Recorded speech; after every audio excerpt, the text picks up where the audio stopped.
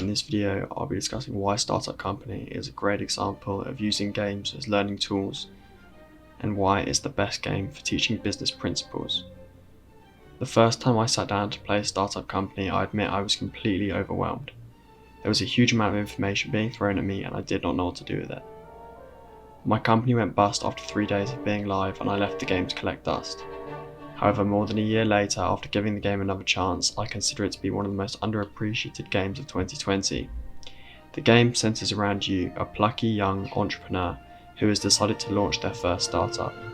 You slowly create web-based business from a set of choices such as social media platforms, online stores, and search engines, with the aim of the game being to sell the business and retire with millions at a premature age. In practice, of course, this is not so simple.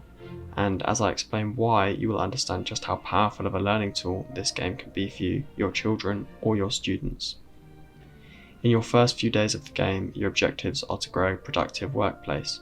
While doing this, you learn about negotiating salaries, the cost of rent for an office, the importance of nice appliances and furniture in the workplace, as well as the essential aspect of investment in the first stages of a business. The investment factor is a genius feature for 2 reasons. Firstly, the player can learn the basics of the game and decide what kind of company they want to make without worrying about money. However, at the same time, they learn how hard it would be to start a business without investment. They have to meet goals with the business in order to keep the investors happy, just like you would have to do in the real world. As the game progresses, as you have more than 30 employees under your control, you are forced to learn the essentials of management or watch your business crumble into bankruptcy as you attempt to micromanage all of your employees.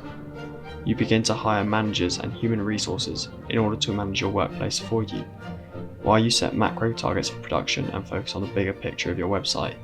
Again, this feature has 2 very different benefits to the player. Not only does this mechanic free up the player's time to begin exploring and enjoying other aspects of the game, but it teaches a vital lesson in leadership. In order to allow the company to continue growing, the player must relinquish control over the little everyday details of the business they worked so hard on in the beginning. This can feel hard, but when the business benefits as a result, it all pays off. Once you're in the final stages of your business growth, the game teaches you the fundamentals of stocks and shares. You're able to buy back the part of the business the investors own, giving you the full power to sell the business when and if you want to. However, you are also able to buy up your competitors. Not only does the game teach you about the basics of the stock market when doing this, but it is also a lesson in aggressive takeover. You buy out the majority share in a rival business and then merge their user base into your own. I know for a lot of this video I've talked about the specific features of the game.